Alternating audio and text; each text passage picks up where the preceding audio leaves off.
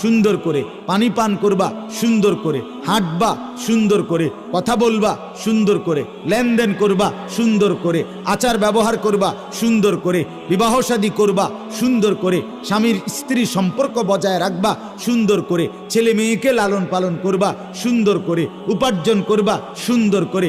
এই সব সুন্দর পাবা কোথায়? আমার রসুলের মধ্যে, কারণ তিনি আমার আহসান। হযরত হাসান ইবনে সাবিত রাদিয়াল্লাহু তাআলা আনহু বলেন, ওয়া আহসানু মিনকা লাম তারা কাত্তু আইনি। হে নবী, আপনার চাইতে আহসান, সবচেয়ে সুন্দর আমার এই দুই নয়নে আমি আর কাউকে দেখি নাই। আপনি আহসান। লাকাদ কানা লাকুম ফি রাসূলিল্লাহি উসওয়াতুন হাসানা। হাসানা হাসানা, সুন্দর হাসি হাসবা, আমার বন্ধুকে দেখো।